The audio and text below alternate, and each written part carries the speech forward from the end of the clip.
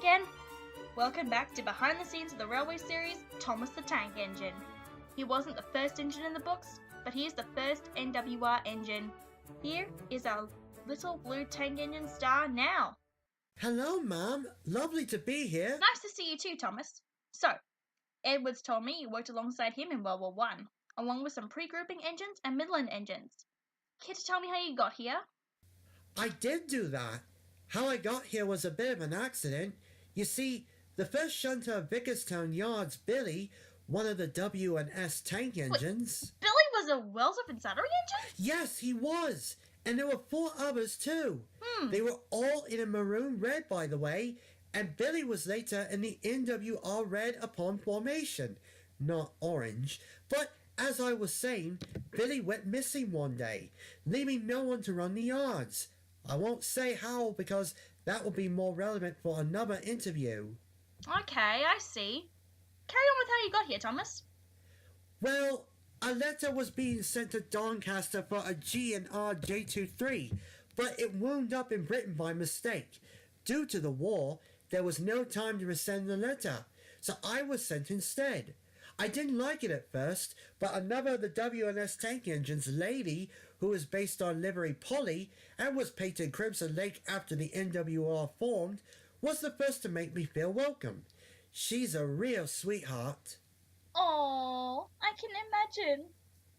And I sort of guessed Lady would be a Wellsworth and Suttery tank engine by her TV livery alone. So, what happened when those people sorted out that mix-up?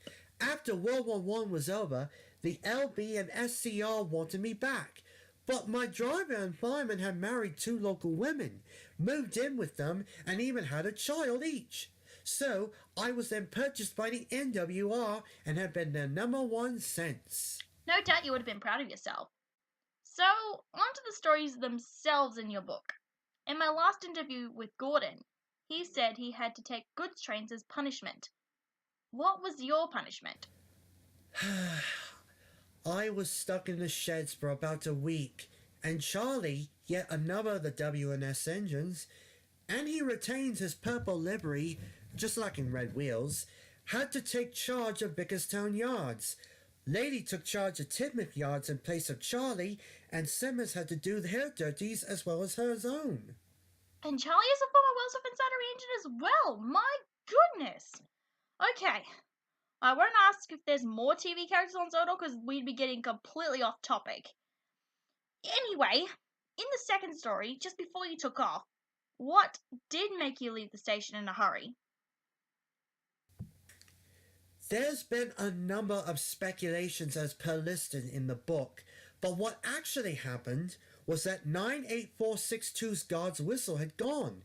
He cameoed in that story, by the way, and he said it was my guard who blew the whistle. In fact, when he was called out, that was the final straw for 98462 to get kicked off, and 87546 went away shortly before this by breaking the coach's coupling on the train Edward was taking on his return to steam. Ouch. Well, glad we won't be hearing any more of those two. But in the third story, there was another blue tender engine. Who were they, and why were they on Sodor? That was Jetta, an MBRK class. She was leased to Sodor for a short while to help out with 2 engines down, i.e. 98462 and 87546 sent away, and she did pretty well. However, her owner was very fond of her, so she went sent back to when James arrived.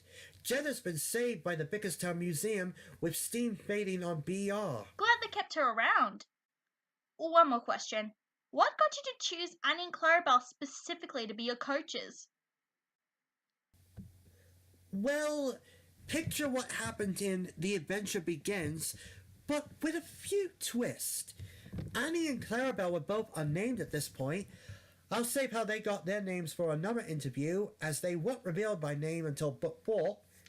Anyway, I was shunting them for a suburban run, but I put them at the front of the train by mistake.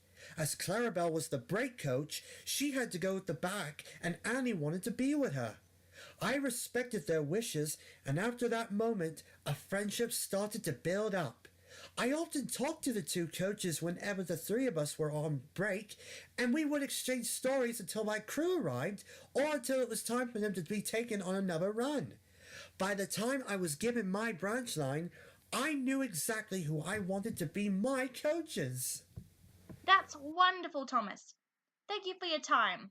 Now, I think I'll save my questions regarding your branch line itself for the Tank Engine Thomas Again interview. I take you've got work to do. Well, Percy's been calling up to mine Annie and Clarabelle again, but an engine's gotta do what an engine's gotta do. See ya! See you later, Thomas. Tune in for our next interview with our splendid red engine.